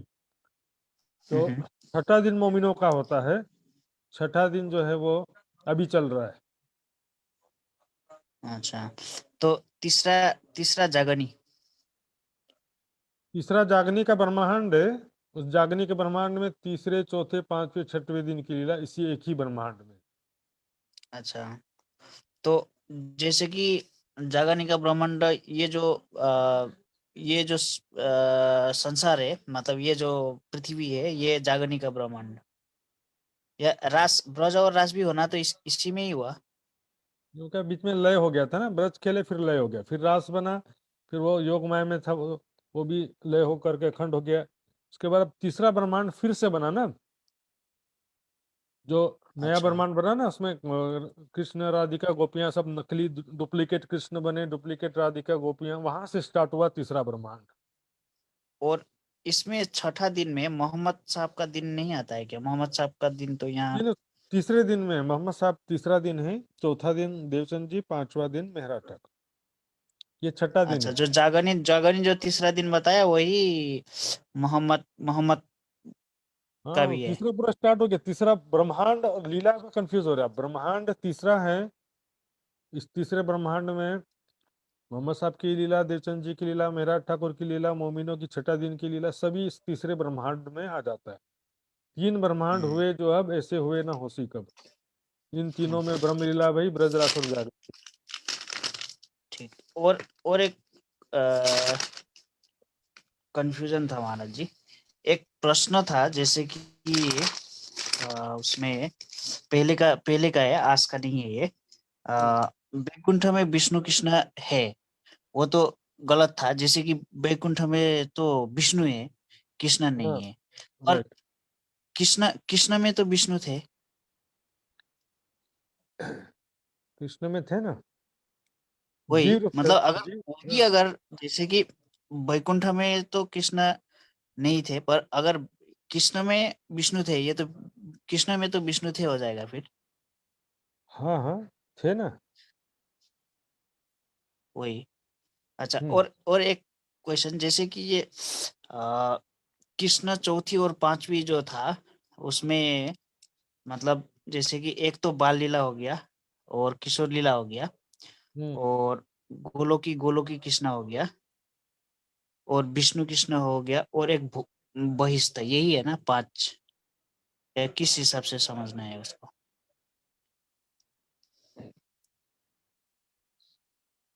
देखिए, लीला जो है त्रिधा लीला, तीन लीला है, लेकिन हम्म, कृष्ण तो दो है। हम्म, चौथे बहिष्ठ में ये आगे प्रसंग आता है, जिन तक में हम्म, आगे आएगा कि ये तो हम्म, दो कृष्ण बतावत, ये तो दो कृष्ण हम्म, कहते हैं, एक ब्रज हम्म, में और एक रास में। ब्रज में बाल हम्म, स्वरूप है, रासलीला में किशोर स्वरूप है। हम्म, लीला करने वाली शक्तियां तीन है कृष्ण के तन में, अलग अलग शक्तियां जो लीला करने वाली, कुछ लीला अक्षरातीत की, कुछ लीला योगमाया की शक्ति से, कुछ लीला विष्णु भगवान की है। तीनों की लीला एक ही तन से हुई है। तो तन जो है समझो एक गाड़ी है, कार है, विष्णु भगवान ड्राइवर, जीव योग माया की शक्ति कमांडो, अक्षर की आत्म कलेक्टर, और राज्य का जो आवेश है वो समझो कि प्राइम मिनिस्टर है। तो ये तो गाड़ी में बैठे थे ना चारों के चारों, और गाड़ी से चारों उतर गए, अब तो बस गाड़ी बच गई। मतलब लीला जो है अखंड है, लेकिन उस लीला में अब राज्य का आवेश नहीं है। चौथी पांचवी बहिष्ठ में ब्रज रास लीला अखंड है, वो ब्रह्म लीला है, उसमें कोई डाउट नहीं है, राज्य की लीला है। लेकिन उस लीला में अब एक तो वो स्वरूप जो है सापनिक जगत का रूप धारण किया था, परम धाम का स्वरूप जो है। ठीक है ना सुंदर साथ जी, ये जो है। हम्म। और सुंदर साथ को प्रश्न पूछने का समय देना पड़ेगा।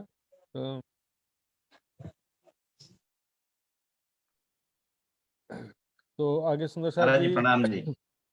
प्रणाम जी। और कुछ सुंदर साहब को पूछना है कि वैसे नहीं, एक एक जिज्ञासा महाराज जी। हाँ बोलिए। अ, कल मैसेज में तो हुआ है, फिर भी क्लियर करने के लिए मैं एक जिज्ञासा रख रहा हूँ। जैसे ये तो क्लियर हो गया है, अरब में अक्षर की आत्म नहीं थी,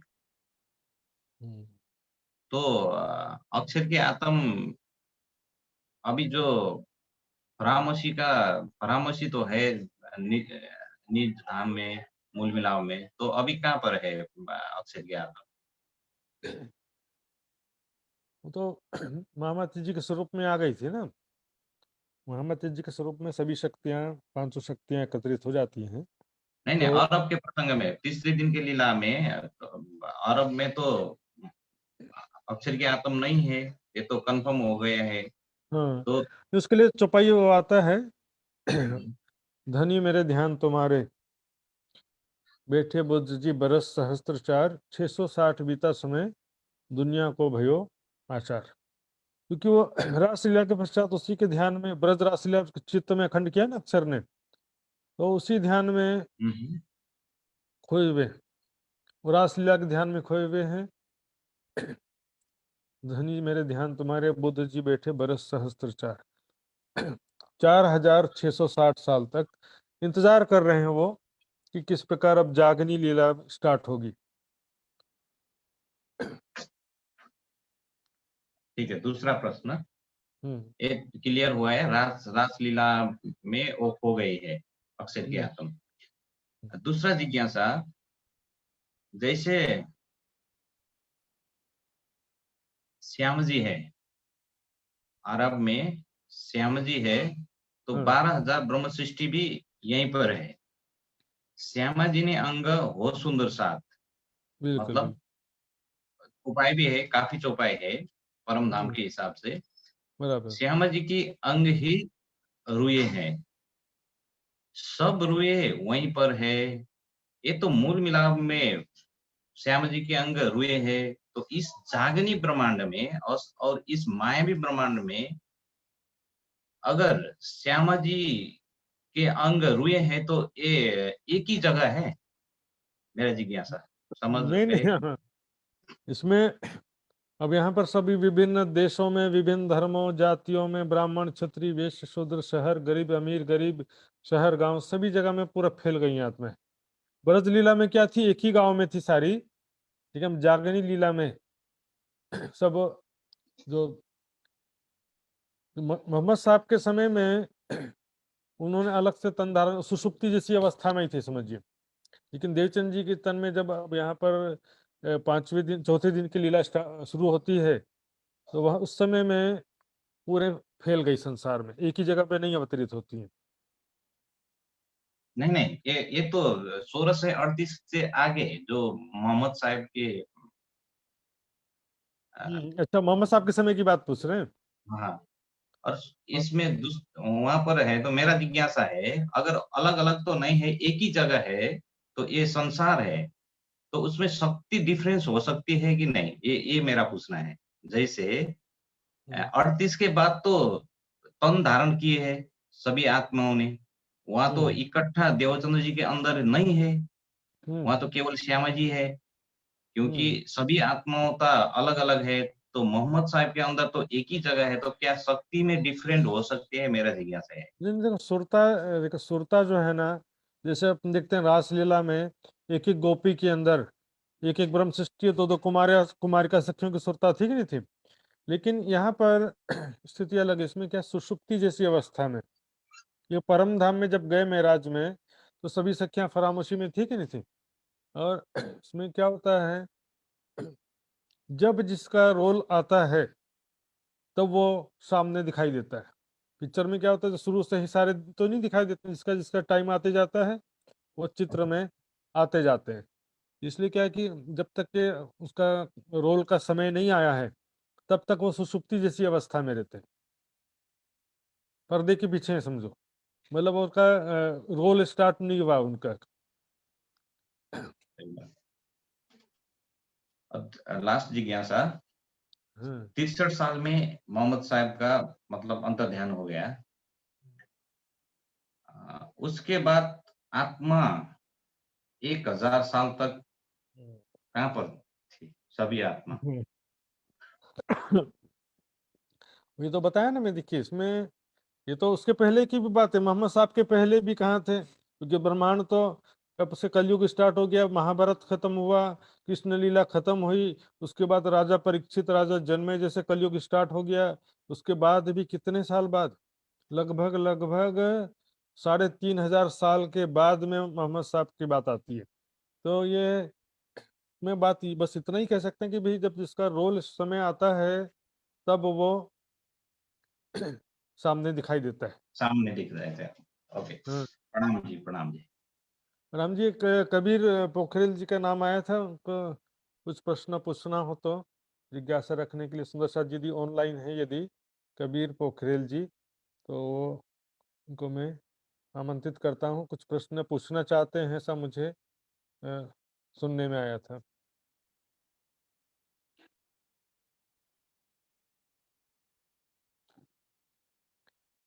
और यदि वो नहीं है तो फिर आगे रूपरेखा जो है लक्ष्मण जी आगे बढ़ाएंगे। प्रणाम। प्रणाम जी। प्रणाम महाराज जी। प्रणाम जी, प्रणाम जी, क्षमा अभी चाहूंगा था आपका। मैं, मेरा हाँ, छोटा जिज्ञासा था महाराज जी, प्रश्न नहीं है, टाइम भी नहीं है, टाइम बहुत हो चुका है। नहीं बोलिए ना, कोई बात एक मेरा ये जिज्ञासा एक था कि ये कुरान अखंड ग्रंथ है ये महाराज जी, जो मोहम्मद नहीं। साहब ने लिया है कुरान, वो हाँ, अखंड ग्रंथ है? देखिए ग्रंथ शब्द जो बोलते हैं ना, परमात्मा के हृदय में ज्ञान का छठा सागर कहते हैं, ठीक है ना। वहां से जो ज्ञान आता है वो डायरेक्ट वहां से शब्दों में नहीं आता है, वो जी ज्ञान जो है हृदय में आता है, और फिर यहाँ से उसको अपनी भाषाओं में कोई व्यक्त करता है। जैसे अरब जी में जो ज्ञान आया तो वो अरबी भाषा में व्यक्त किया गया, क्योंकि वहाँ की भाषा ही अरबी है। जी बाइबल का जब अवतरण हुआ तो बाइबल हिब्रू भाषा में अवतरण हुआ। इसी तरह से जी यहाँ पर भारत में जितने ग्रंथ हैं सब संस्कृत भाषा में अवतरित हुए, और कलयुग में जो ग्रंथ अवतरित हो रहे हैं सब सामान्य हिंदुस्तानी बोलचाल की भाषा में अवतरित हो रहे हैं। अभी के समय में देखेंगे जो भी संतों की वाणी है सब जी हिंदुस्तानी भाषा। जैसे वाणी में नहीं। जिस शब्द आता है धनी जी ले आए धाम से वचन, तो इसका जी मतलब है ज्ञान वहां से अवतरित हुआ। अब ज्ञान में भी जो है, देखिए उसमें समय में क्या होता है कि कुछ मिलावट या कुछ विकृति या कुछ गड़बड़ी की आशंका तो रहती है, इसमें डाउटफुल तो रहता ही है, उसके बारे में बेहतर तो खुद ही जानते हैं। हाँ, वही तो महामती प्राणनाथ जी ने ये कुरान को तो फुरमान कहा गया है। कलाम ये अल्लाह ने लिखा। मेरे पास ये आपने कल बताया था निजानंद भाषा कोश, वो मेरा पास है। उसमें जी जी। महामती प्राणनाथ जी ने लिखा है कि महामती प्राणनाथ जी ने बोला है कि इसमें परमात्मा के आदेश अनुसार दिव्य विभूतियों द्वारा कहे गए श्रीमद् भागवत गीता कुरान आदि वचनों श्री महामती प्राणनाथ जी ने फुरमान शब्द से कहा गए, ये लिखा है वो परिशिष्ट में। अलग अलग जगह वो सभी जगह आता है फुरमान शब्द, किसी जगह प्रसंग के अनुसार, कहीं भागवत का प्रसंग चल रहा है ना तो जी वहाँ फुरमान दूसरा ले आए, सुख जी भागवत ऐसा भी छुपाई आता है। जहाँ जी कुरान का मोहम्मद साहब का प्रसंग चल रहा है तो वहाँ कुरान के लिए ये बात आएगा, जहाँ जी पर भागवत का प्रसंग चल रहा है तो भागवत के लिए भी फुरमान शब्द होता है। तो जी इसमें हर जगह एक ही अर्थ नहीं होता है। जी ठीक है महाराज जी। और दूसरा छोटा शॉर्टकट में आप बता ही दीजिए इसका। हाँ, मोहम्मद साहब, अ, अ, आपने कल बताया था कि वो काबा शब्द, आपने काबा बोला था, काबा, हाँ काबा काबा काबा। उसका अर्थ क्या है? काबा यानी पूज्य स्थान होता है। तो ये एक्चुअल में जो मक्का में एक जो काले रंग का चौरस मंदिर जैसा बिल्डिंग है बीच में जी सेंटर में, काले जी रंग का है, जी उसको काबा बोलते हैं इन लोग। और वो काबा जो है मोहम्मद साहब ने नहीं बनाया था, वो जी बनाया था इब्राहिम पैगंबर ने। जी इसलिए उसमें इब्राहिम की भी एक मूर्ति थी जिसको भी मोहम्मद साहब ने तोड़ा था। और जी इसके अलावा 313 मूर्तियां थी, एक को छोड़ के बाकी सारा तोड़ दिया था। एक जी। जो अभी भी अंदर में जिसको संज्ञा अस्वद बोलते हैं। उसको ये उसको काबा जो है, वो हज करने के समय में वो मुस्लिम लोग उसमें पत्थर मारते हैं, वही है काबा? नहीं नहीं, वो दूसरा जगह है। पत्थर तो दज्जाल का प्रतीक रूप एक पहाड़ी है, उसको मारते हैं। जी अच्छा, जैसे अपन रावण को जलाते हैं ना, जी जी जी रावण वो के दज्जाल को पत्थर मारते हैं प्रतीक रूप से, लेकिन दोनों बात जी ही कि अंदर रावण है, अंदर दज्जाल है। जी अंदर की बुराई को मारना ही रावण को मारना है। जी लेकिन वो क्या कि बाहर एक जैसे हम रस्म बना लिए हिंदुओं में कि रावण को जलाना है हर साल, अंदर का रावण तो जलाते ही नहीं कोई। ऐसे उन लोग भी पत्थर मार के और भागते हैं तेजी से। जो क्या जी होता है कि इसमें इसमें कई बार भगदड़ की घटना हो गई थी, जिसमें जी सैकड़ों लोग मारे भी गए थे। जी जी जी तो काबा को तो चूमते हैं वो का काबा में जो संज्ञा स्वत कहते हैं, जो काला पत्थर है, उसको सब चूमते हैं और उसका परिक्रमा लगाते हैं काबा का चारों तरफ, काबा की तरफ मुख करके नमाज पढ़ते हैं। जी। वो है क्या है तो काबा वास्तव में है क्या? संक्षिप्त में बोल, उसका समझने में क्या है? काबा का तो पूज्य घर होता है, वो हाँ, अल्लाह का घर इन लोग मानते हैं, लेकिन उसमें रखा क्या है बोलेंगे तो संज्ञा अस्वद रखा है वहां पे। संज्ञा अस्वद जो एक पत्थर है, काला पत्थर, जिसके बारे में मान्यता है कि उसको जो है आदम पैगंबर ने बहिश्त से जब आए थे तो काला पत्थर बहिश्त से लेकर के आए थे। इस जी कारण से तो उसको अब हम मुसलमानों की मान्यता के अनुसार उनका पूज्य घर है, तीर्थ है, जी पूज्य घर है। जी। ठीक है महाराज जी, अब बहुत टाइम भी हुआ, कॉल भी हाँ करूंगा। ठीक, हाँ ठीक। जी ठीक। हाँ तो लक्ष्मण जी आगे का रूपरेखा संभालेंगे। जी महाराज जी, प्रणाम जी। बोलो श्री प्राणनाथ प्यारे की जय। बहुत बहुत आभार प्रकट करता हूँ मैं परम आदरणीय महाराज जी श्री सुशांत जी के प्रति। सुंदर साथ जी, आज के विषय में भी बहुत सारे बात हम सुंदर साथ को जानने को मिला है। अब कल के प्रसंग में देवचंद्र जी के जन्म से आगे क्लास स्टार्ट हो जाएगा। इसके लिए बहुत बहुत आभार प्रकट करता हूँ। आइए सुंदर साथ जी, कुछ समय बचा है तो वाणी